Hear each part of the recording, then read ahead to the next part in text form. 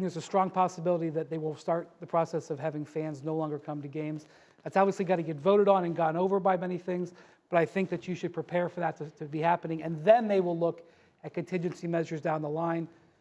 Player safety is the #1 issue here. They want to keep the players healthy, because if a player gets ill, anything, I don't think you can continue the league at that point. So with that as the backdrop, and again, they have shut down the Italian Soccer League, they shut down Chinese Basketball Association in January and still aren't playing games. That's the backdrop here. Stephen A., what is your reaction to all of this? I'm not surprised. I've been hearing the same thing, and obviously they're going to go to about the business of distancing the players from the fans.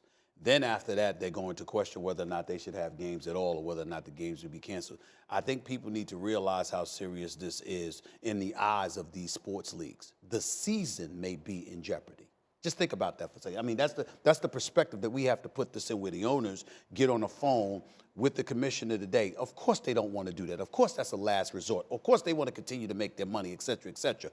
But if you have to go to the extreme of making sure that the players are not playing in front of any fans, what is the next step? For them not to play at all, because if one player comes down with the virus, then obviously what we talking about here, I don't know about y'all, but I washed my hands about 17 to 20 times, you know, a half a day over the last week or so, okay? These players are competing against one another. They're banging bodies. They're sweating all the time. They're shaking hands. The ball is dirty. I mean, when you talk, listen, I'm not this germaphobe kind of dude, but the bottom line is, if you're looking at it from that perspective, just imagine what it's like for them to be on the court against others. The flu has gone through team after team after team this year. That's right. I agree. And Matt was telling us earlier, again, I say this in case you're just joining us, that you think from the perspective of the players, they would prefer at least a temporary halt of the season to playing in empty arenas. I completely agree. Like I said, I just think the fans are so important to what we do. You know, Key touched on it last segment. He plays one-on-one with the other.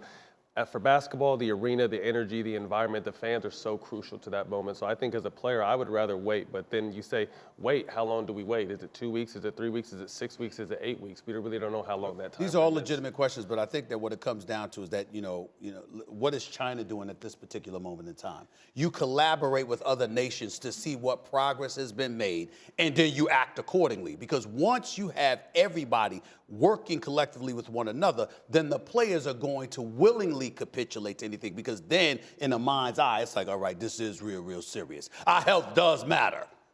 What have we heard from the players? We heard LeBron. We played that earlier today. He initially said he didn't want to play in empty arenas. He changed that substantially in his most recent comments. What else are we hearing? I think everything is developing very quickly just in the last 72 hours. Matt was talking about being at Draymond Green's birthday party over the weekend. Nobody said anything. When LeBron first answered that question, we said he wouldn't play in front of an empty arena, I don't think he'd even thought about it. And that's one of the reasons why I walked it back, because I don't think it was in the front of the mind. But there's no point in arguing about the severity of the virus. That's not relevant here. It's here. What's relevant is what the local governments are saying, and what's relevant is what has to be done to protect the players.